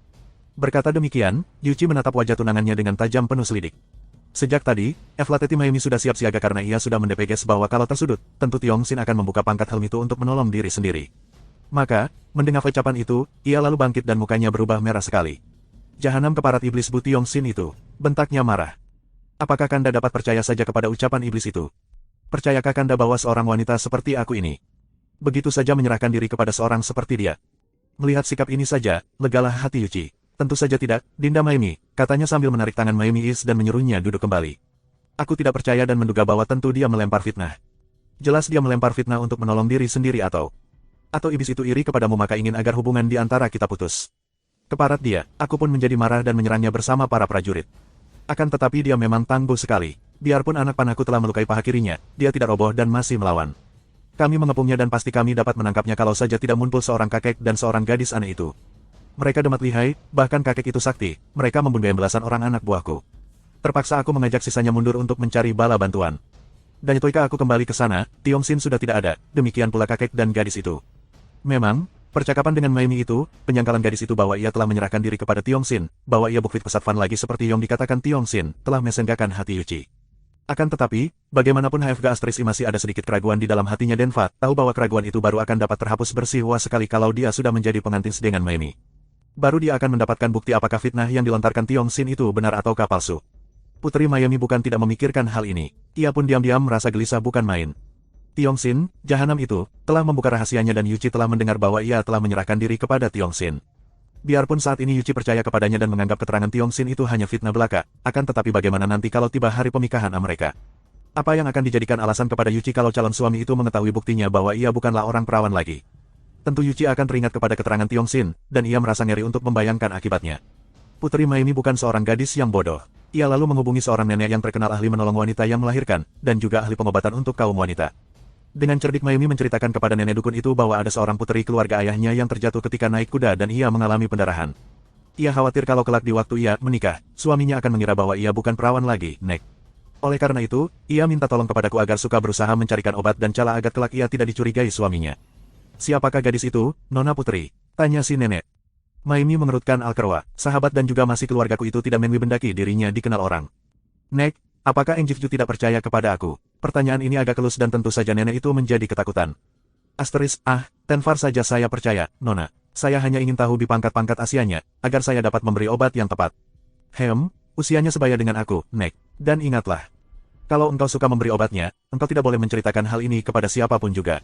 Kalau engkau membocorkan rahasia sahabatku ini, awas kau, aku tidak akan mengampunimu, karena saudaraku itu tentu akan marah sekali kepadaku. Saya mengerti, Nona, saya mengerti bahwa semua ini harus dirahasiakan. Saya akan memberi ramuan obat, sebanyak 3 bungkus. Setiap bungkus dimasak dengan air 2 mangkok, dibiarkan mendidih sampai tinggal setengah mangkok lalu diminum. Untuk 3 hari berturut-turut. Selain ini, kelak kalau saudaramu itu menikah, usahakan agar malam pengantin itu tepat pada waktu ia datang bulan.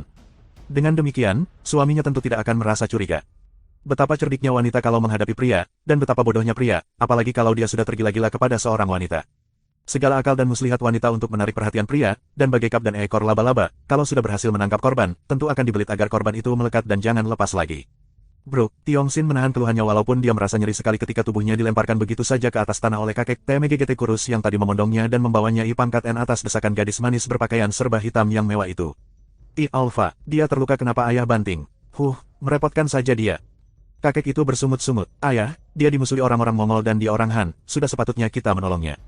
Pula, tidakkah ayah melihat betapa ilmu pedangnya tadi cukup lihai? Permainan kanak-kanak, bukan main mendongkol rasa hati Tiongsin terhadap kakek itu. Begitu sombongnya, begitu dingin seperti bukan seorang manusia. Akan tetapi, putrinya itu sungguh manis. Pakaian sutra hitam itu membuat kulit muka, leher dan tangan nampak begitu halus mulus dan putih.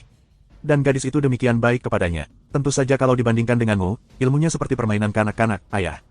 Sudahlah, tolong obati dulu luka di pahanya itu. Lihat, anak panah itu masih menancap di pahanya. Gadis itu lalu berlutut dekat Tiongsin dan memeriksa paha yang terluka. Dengan cekatan, ia memegang kain celana di bagian paha dan sekali renggut, celana itu pun robek di bagian yang terluka. Melihat betapa mudahnya jari-jari tangan itu merobek pangkat Meliaoya yang terbuat dari kain yang kuat, Tiongsin maklum bahwa gadis ini memiliki tenaga yang hebat. Garis bawah MV, itu uap asterisk kemudian, sekali tarik pada gagang anak panah, maka senjata itu pun tercabut dan Tiong Xin tidak merasa nyeri, seolah-olah kakinya telah mati. Ayah, keluarkan obatmu, aku yang akan mencabut anak panah ini. Kata pula gadis itu kepada kakek yang nampak ogah-ogahan itu. Dengan cekatan pula, jari-jari tangan gadis itu bergerak bagaikan ular mematuk, dan tiba-tiba Tiong Xin merasa betapa kaki kirinya, dari pinggul sampai ke bawah, menjadi lumpuh dan bahkan tidak merasakan apa-apa. Dia kagum sekali karena maklum bahwa gadis itu telah melakukan penotokan pada jalan darahnya, membuat dia kehilangan perasaan pada kaki kirinya. Ini merupakan suatu ilmu Tiam Hiat Hoat, ilmu menotok jalan darah yang amat tinggi. Setelah menotok 2 jalan darah di pangkal paha Tiong Xin, membuat kaki itu lumpuh dan tidak merasakan apa-apa, gadis itu lalu mematahkan ujung anak panah yang menpembus, ujung yang ada kaitannya.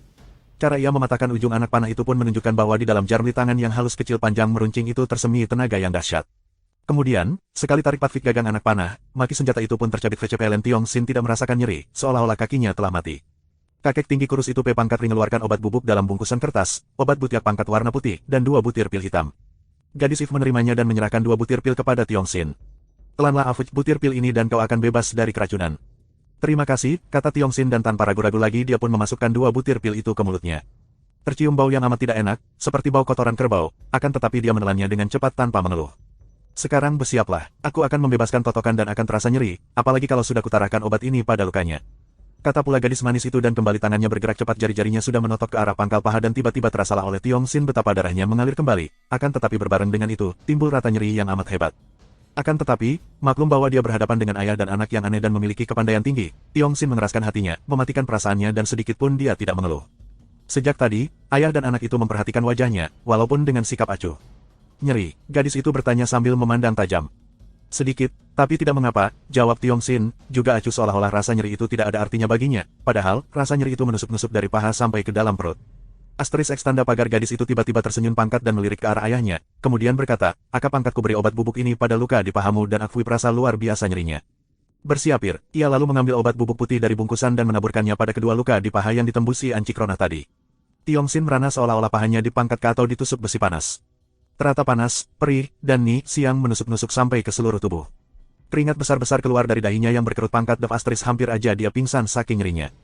Kaki kirinya terasa seperti dipanggang ke atas api. Namun, dengan berkeras hati dia menahan diri, sedikit pun dia tidak mengeluarkan suara keluhan. Gadis itu memperlebar senyumnya ketika ia memandang wajah Tiong Xin dan ia berkata, nyeri sekali, bukan? Nah, kau boleh mengeluh kalau memang terasa nyeri. Tiong Xin tidak mau mengeluh, bahkan dia lalu tertawa. Hahaha, gadis itu memandang kepadanya dengan mata terbelalak, bahkan kakek itu pun kini memandang penuh perhatian. Kenapa kau tertawa seperti orang gila, saking nyerinya? Tanya gadis itu, aneh, gadis itu sudah meraba gagang goloknya. Tiong Xin masih tertawa, lalu berkata, hahaha, nyeri seperti ini saja untuk apa mengeluh? Memalukan saja, yang nyeri adalah paha, bukan aku, hahaha.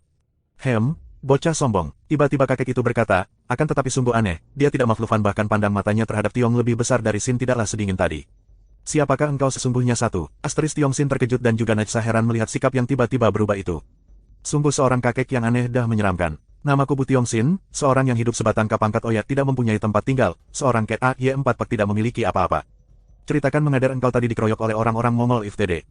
Kata pula kakek itu, kini suaranya tidak sekaku Tadofekan, nampak sinar yang membayangkan hati terpangkat dalam benak Tiong Xin yang cerdik sudah terancang cerita yang masuk akal. Dia tidak mau sembarang membohong karena maklum bahwa orang sakti seperti kakek ini tidak mudah menerima kebohongan. Dia bercerita bahwa dalam perantauannya ke utara, dia bertemu dengan seorang pemuda gagah bernama Yuchi yang memperkenalkannya kepada Genghis Khan. Karena saya tidak tahu siapa mereka, saya lalu menerima ketika diberi pekerjaan sebagai pembantu Yuchi. Akan tetapi ketika kami diutus ke Pangeran Pangsun, kepala suku Liaotung untuk mengadakan persekutuan dan bersama suku itu hendak menyerbu ke selatan untuk menundukkan kerajaan Qin, saya terkejut. Tentu saja saya tidak mau kalau disuruh berkhianat kepada bangsa sendiri.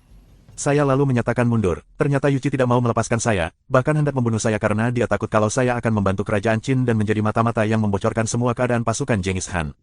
Tiong Xin memang cerdik sekali. Tadi dia sudah melihat betapa ayah dan anak PM suka kepada orang Mongol. Hal ini hanya mempunyai sebab yang sudah jelas, yaitu bahwa sebagai pangkat Devsem orang Han, ayah dan anak ini tidak suka melihat orang Mongol hendak menyerbu ke selatan. Oleh karena dia pun mengarang cerita yang sejalan. Nah, apa kataku, ayah, orang ini ternyata ada pula gunanya. Dia berjiwa padan mai membenci orang Mongol. Dia gagah berani dan juga mbah, tahan uji dan tidak cengeng.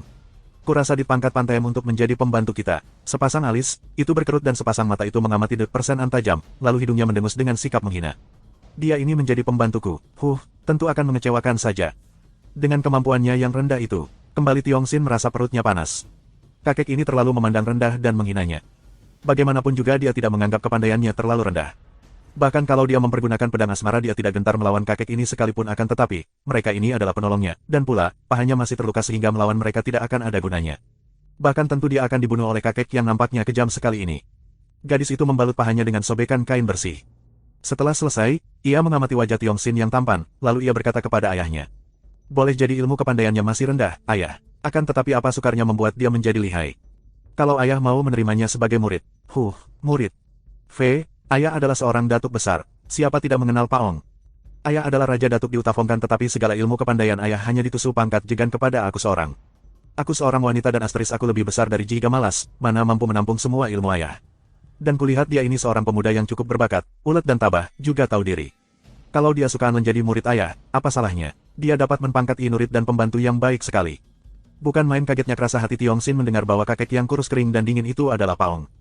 Dia perikah, mendengar bahwa di dunia persilatan, terdapat 4 orang datuk besar yang amat terkenal, yang menguasai 4 penjuru, masing-masing mendapat julukan sesuai dengan daerah yang mereka kuasai. Paong berkuasa di utara, Tung Hai Kiam Ong atau Tung Kiam berkuasa di timur, Nam San Tok Siang atau Nam Tok berkuasa di selatan dan di barat terdapat Si Tian Moong atau Simo. Kiranya yang berada hadapannya ini adalah Paong, Raja Utara, yang terkenal sebagai seorang di antara 4 datuk sakti dari 4 penjuru. Dia tidak ragu lagi akan kesaktian datuk ini, maka mendengar ucapan gadis itu yang mengandung anjuran kepadanya, serta merta dia lalu menjatuhkan diri berlutut di depan kakek itu. Kalau Lo Qianwei sudi menerima Tecu sebagai murid, Tecu akan berterima kasih sekali dan akan melakukan segala perintah Lo Klan Poe dengan patuh dan dengan taruhan nyawa.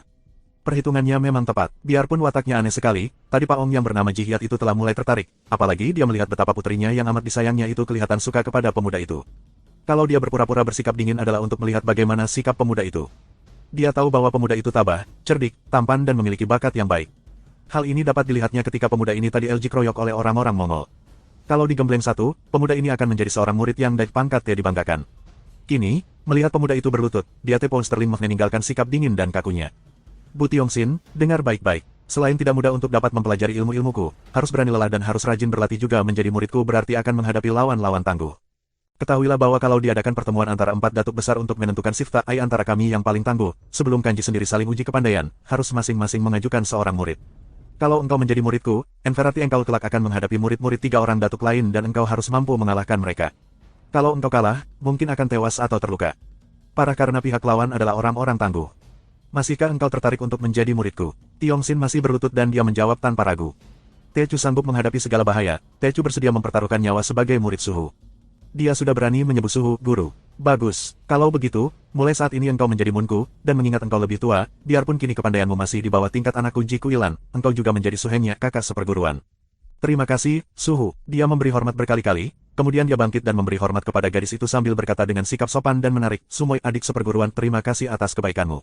Pahanya tidak begitu nyeri lagi. Kuilan tersenyum dan deretan pangkat giginya yang rapi dan putih nampak, membuat wajahnya itu ingin nampak berseri dan penuh semangat, tidak seperti tadi yang nampak dingin. Hai Hik, Suheng, hampir saja tadi engkau kubunuh. Kalau saja engkau tadi enterinti atau mengeluh ketika kuobati, golokku tentu sudah membunuhmu. Diam-diam Tioksip terkejut, akan tetapi dia dapat menahan perasaannya dan bertanya, akan tetapi, mengapa engkau akan membunuhku, Sumoy? Karena aku paling benci dan muak melihat seorang pria yang cengeng san tak tahan menderita. Jawabnya acuh. Diam-diam Tiongsin bergidik. Gadis ini memang manis sekali, dengan bentuk tubuh yang menggerahkan, dan kalau tersenyum seperti itu, nampak kehangatannya. Akan tetapi, di balik itu memiliki watak aneh, dingin dan juga luar biasa kejamnya. Kalau tadi dia tidak jadi ingin menjadi muridku setelah mendengar kesukaran yang kuceritakan, dia pun tentu sudah kubunuh. Kata kakek itu menirukan putrinya. Aku paling benci melihat orang muda yang bicaranya tak menentu. Diam-diam Tiongsin memuji diri sendiri. Untung dia cerdik. Kiranya berdekatan dengan ayah dan putrinya ini merupakan hal yang amat berbahaya dan sejak sekarang, biarpun sudah menjadi murid Paong, dia harus tetap berhati-hati dan dapat menyenangkan hati mereka. Siapa tahu, kesalahan sedikit saja sudah cukup membuat kumat gila mereka dan dia akan dibunuh begitu saja tanpa banyak alasan lagi. Ternyata obat luka itu manjur bukan main. Ketika diajak berjalan kaki, Tiongsin sudah dapat clear jalan tanpa pincang, dan hanya terasa nyeri, sedikit saja. Mereka melakukan perjalanan ke Selatap Ve memasuki daerah kerajaan Qin. Setelah melakukan perjalanan sepekan lamanya, luka di paha Tior pangkat F-Sir sudah sembuh sama sekali. Pangkat satu hari itu, mereka bertiba-tiba di lereng sebuah bukit yang sunyi dan tiba-tiba Pravong mengajak mereka berhenti. Dia lalu menghadap ke Udolar Aksa, melihat dari lereng bukit itu. Nampak daerah yang luas di utara karena di kaki bukit itu, di sebelah utara, terdapat tanah datar yang luas. Jauh di sana, samar pangkat Jal, nampak jajaran gunung-gunung dan di balik gunung-gunung itulah tempat di mana dia dan putrinya tadinya tinggal. Gerakan orang-orang Mongol memaksa dia meninggalkan tempat itu karena dia tidak sudi memperhambakan dirinya kepada orang Mongol. Untuk menentang mereka, tentu saja dia tidak mampu. Apa artinya kekuatan seorang dua orang menghadapi pasukan yang puluhan bahkan ratusan ribu orang jumlahnya? Dia mempunyai banyak kenalan di selatan, bahkan beberapa orang pangeran di kerajaan Qin dikenalnya. Maka, dia pun mengambil keputusan, mengajak putrinya untuk mengungsi ke kota Raja Qin, yaitu kota Raja Yanqing, sekarang Peking. Dan dalam perjalanan itulah dia dan putrinya melihat Tongsin dikeroyok pasukan Mongol lalu turun tangan menolongnya. Melihat kakek itu berdiri seperti patung dan wajah kakek itu nampak keruh dan muram, Tongsin merasa heran. Akan tetapi sebelum dia bertanya, lengannya disentun oleh kuilan dan gadis ini berkata, "Jangan kau ganggu ayah, Su Heng. Ayah sedang memandang ke utara dan terkenang kepada tempat tinggal kami di sana." Gerakan orang-orang Mongol itu memaksa kami meninggalkan tempat itu dan pergi ke selatan. Tongsin mengangguk, mengervi. Selama sepekan ini, dia dan kedua orang ayah dan anak tuhannya melakukan perjalanan saja, hanya berhenti anfak makan atau untuk melewatkan malam di mana saja. Kakek itu bersikap pendiam dan dingin. Sedangkan dan Kap Kuilan masih tetap aneh baginya. Kadang-kadang, gadis ini bersikap ramah sekali kepadanya, hangat dan bergembira, akan tetapi ada kalanya gadis itu, PTM bersikap seperti ayahnya, diam dan dingin. Kalau sedang seperti itu, Tongsin sama sekali tidak berani mengganggunya dan dia pun diam. Belum pernah ditolak pangkat serima pelajaran ilmu silat, baik teori maupun prakteknya. Namun, dia tetap bersabar, apalagi pahanya Ju harus sembuh dulu sama sekali. "Su Heng, bagaimana dengan pahamu?" Tiba-tiba gadis itu bertanya. Tongsin memandang ke arah paha kirinya. Dia kini mengenakan sebuah celana baru, pemberian kuilan yang membelikan pakaian untuknya ketika mereka melewati sebuah dusun di mana terdapat orang menjual pakaian. Pakaian sederhana namun kainnya tebal dan kuat, dan Tongsin berterima kasih sekali untuk perhatian itu. "Sudah sembuh, Sumoy." "Sembuh sama sekali, tidak terasa nyeri sama sekali kalau dipakai bergerak dan mengerahkan tenaga." "Tidak, semalam sudah kucoba untuk berlatih silat dan ternyata tidak terasa nyeri sama sekali." "Bagus, kalau begitu, sudah tiba saatnya untuk menguji kepandaianmu, Su Heng. Bangkit dan bersiaplah, mari kita bertanding agar ayah dapat melihat sampai di mana tingkat kepandaianmu." Tentu saja Tongsin merasa girang bukan Mejeden. Kiranya diam-diam ayah dan anak itu menaruh perhatian kepadanya dan kalau selama sepekan ini dikecungkan saja adalah karena pahanya belum sembuh. Ini, Kuilan hendak mengujinya. Dia harus memperlihatkan siapa dirinya yang sesungguhnya. Sudah terlalu lama ayah dan anak ini memandang rendah kepadanya. Akan dia perlihatkan bahwa dia bukan pangkat seorang pemuda lemah yang berkepandaian rendah. Dia merasa yakin bahwa dia akan mampu menandingi Kuilan. Berapa sih kehebetan seorang gadis yang AI pound sterlingnya baru 18 tahun, masih belum dewasa benafu astris. Akan tetapi, dia masih agak ragu karena yang mengajaknya bertanding adalah sumoinya, bukan atas perintah suhunya, maka dia pun menoleh dan memandang kepada kakek itu. Kiranya Pak Ong Jihyat kini telah duduk bersila di atas batu dan menghadapi mereka. Kakek itu mengangguk kepadanya, "Engkau boleh menandingi Kuilan, hendak kulihat sampai di mana dasar ilmu silatmu. Mari Su Heng, dan jangan ragu-ragu, keluarkan semua kepandaianmu. Kita bertanding dengan tangan kosong," tantang gadis itu yang sudah memasang kuda-kuda. Hampir saja Tongsin tak dapat menahan ketawanya melihat cara gadis itu memasang kuda-kuda. Kedua kakinya terpentang, lutut ditekuk, kedua tangan di pinggang. Kuda-kuda ini biasa saja, akan tetapi yang lucu adalah pinggulnya. Pinggul gadis itu yang nampak menonjol besar ke belakang, bergoyang-goyang ke kanan-kiri. Belum pernah selama hidupnya Tongsin melihat kuda-kuda seperti itu, dengan pinggul bergoyang-goyang seperti seorang penari yang genit, atau seperti seekor kuda betina yang sedang berahi. Kalau saja dipasangi ekor tentu akan nampak semakin lucu. Betapapun juga, melihat pinggul besar itu bergoyang, hati Tongsin ikut pula bergoyang. Begitu Tongsin memasang kuda-kuda Ye pangkat RFG kokoh dari ilmu silat Taisan Kun Hoat yang dipelajarinya dari gurunya, yaitu Ye Liu Chutai, dengan kedua jelaki terpentang dan lutut ditekuk seperti yang dilakukan gadis itu, akan tetapi tanpa goyang pinggul, melainkan tokoh kuat seperti Gunung Taisan, tiba-tiba gadis itu berseru. "Su Heng, lihat seranganku." Dan tiba-tiba saja gadis itu sudah menyerang dan pangkat Ye pangkat syatnya, dengan kaki melangkah maju, langkah kecil-kecil namun cepat, dan kedua tangan yang menyerang dengan pukulan bertubi-tubi itu sungguh cepat pangkat sekali gerakannya dan mengandung angin pukulan Yan SCJSF Hasyat. Ketika menyerang, pinggulnya masih membusung belakang. Menghadapi serangan yang demikian cepat dan mendatangkan angin, Tongsin bersikap hati-hati dan dia pun meloncat ke samping untuk mengelak sambil mencari kesempatan untuk membalas. Akan tetapi, mendadak tubuh gadis itu membuat gerakan aneh, meloncat dan tahu-tahu, tubuh itu berputar dan kaki kanan sudah melayang dengan gerakan seperti menendang ke belakang. Gerakannya sungguh mirip seekor kuda yang menendang, kaki kanan disusul kaki kiri dengan tendangan yang amat kuat, sedangkan kedua tangannya menjadi kaki depan, menekan tanah. Hampir saja Tongsin terkena tendangan yang tak tersangka-sangka dan amat kuat itu. Dia tidak sempat lagi mengelak, dan terpaksa menangkis sambil miringkan tubuhnya. Dukek, tendangan kedua kaki itu demikian kuatnya sehingga ketika Tongsin menangkis, walaupun dia sudah mengerahkan tenaga, tetap saja tubuhnya terhuyung ke belakang dan dia hampir roboh. Akan tetapi, Tongsin biarpun terkejut sekali, cepat meloncat dan berjungkir balik untuk mengatur keseimbangan tubuhnya, lalu menghadapi gadis itu yang telah berdiri tegak dengan kedua tangan BPT biak pinggang dan memandang kepadanya dejigan senyum manis. Senyum yang bagi Tongsin seperjenejakan dan membuat hatinya panas juga. Bagaimana mungkin dalam segebrakan saja dia hampir roboh. Kuda mida yang aneh itulah yang membuat dia lengah. Atau lebih tepat, pinggul yang indah itu yang membuat dia kurang waspada. Kiranya memang ilmu tendangan gak pangkat itu seperti gerakan kuda. Dia harus lebih berhati-hati pangkat ia tidak tahu bahwa memang dari ayahnya, gadis tanda merek terdaftar telah mewarisi ilmu silat yang disebut Kuima Kun Tefle, kuda iblis, yang mempunyai banyak gerakan aneh, di antaranya tendangan yang dilakukan seperti sepakan seekor kuda marah. Kini Tiongsin yang mendahului dengan serangannya dan dia kini mengeluarkan semua ilmunya, juga mengerahkan seluruh tenaganya karena maklum bahwa gadis itu lihai bukan main. Namun, semua serangannya dengan ilmu silat Taisan Kun dapat dielakkan atau ditangkis dengan amat baiknya oleh gadis itu dan kalau ia membalas, baik dengan pukulan kedua tangannya yang mirip dengan hantaman kedua kaki depan kuda yang marah atau dengan sepakan kedua kakinya, selalu Tiongsin kewalahan dan terhuyung ke belakang. Jelaslah bahwa dalam ilmu silat tangan kosong, kalau dilanjutkan, Tiongsin pasti akan kalah. Dia selalu terdesak dan setiap serangannya tidak ada artinya, sebaliknya kalau gadis itu menyerang, dia kewalahan dan beberapa kali hampir terpelanting. Cukup, kini pergunakan senjata, kata Pak Ong Ji Hiat yang merasa gembira karena ternyata tingkat kepandaian muridnya itu cukup untuk menjadi dasar mempelajari ilmu silatnya yang lebih tinggi. Dengan dasar seperti itu, tidak akan makan waktu terlalu lama bagi Tiongsin untuk dapat menguasai ilmu-ilmu yang diajarkannya. NKPLN, dia ingin melihat juga bagaimana tingkat pemuda itu kalau bersenjata. Asteris diam-diam Liongsin merasa girang dengan ilmu silat tangan kosong, dia memang kewalahan menghadapi ilmu silaf kuda goyang itu, akait persen elapi kalau dengan senjata, apalagi dengan pedang asmara, pedang pusakanya yang ampuh dia akan pangkat lihatkan kebolehannya rasakan engkau sekarang pangkat gadis sombong kalau bukan ilmu pedangku, tentu pedang pusakaku akan membuat engkau tunduk. Sing, Ivampak sinar berkelebat ketika gadis itu mencabut senjatanya dan ternyata di tangan kanannya telah memegang sebatang golok yang tipis dan ringan. Ketika tangan kirinya bergerak nampak pula sinar keemasan dan tangan kiri itu telah melolos sebatang sabuk emas dari pinggangnya. Kiranya, sabuk yang tadi menghias pinggangnya yang ramping itu merupakan senjatanya pula. Su Heng, perlihatkan senjatamu, kata gadis itu sambil tersenyum manis sekali. Serat, nampak sinar hijau dan hawa dingin sejuk terasa sekali ketika pedang asmara tercabut dari sarangnya. Pedang yang luar biasa, Pak Ong Ji Hiat berseru dan tiba-tiba saja tangannya bergerak. Tiongsin terkejut dan hendak mengelak, namun gerakan tangan itu luar biasa sekali. Tiba-tiba ada jari menyentuh siku dan pergelangan tangannya, sedemikian cepatnya sehingga tahu-tahu tangannya lumpuh dan pedang itu terlepas dari pegangannya, dan sudah berpindah ke tangan gurunya. Pak Ong Ji Hiat mengamati pedang itu, tidak mempedulikan muridnya dan berkali-kali tanda merek terdaftar mengeluarkan seruan kagum dan heran.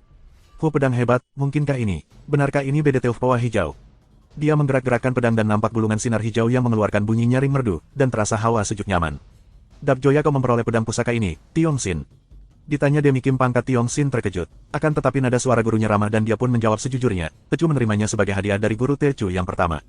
Siapakah gurumu itu? Namanya, Ye Liu Cutai. Kakek itu menggeleng kepala, tidak mengenal nama itu.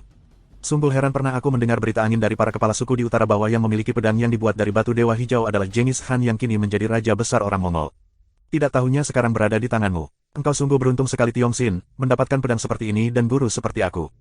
Dia mengembalikan pedang itu kepada muridnya. Nah, kalian bertandinglah. Dengan hati besar karena mengandalkan pedangnya, Tiongsin melintangkan pedang di depan dadanya, lalu berkata kepada Kuilan, Sumoy, silakan engkau mulai menyerang, aku telah siap. Dia tersenyum melihat betapa gadis itu seperti terpesona, memandang kepadanya dengan mata terbelalak penuh kagum dengan mulut setengah terbuka, setengah senyum yang aneh, dan seperti orang kaget ketika dia mengeluarkan ucapan itu, seolah-olah baru sadar dari lamunan. Baiklah, kau sambi serangan ini, Su Heng, katanya, dan goloknya menggiyap Ichtar.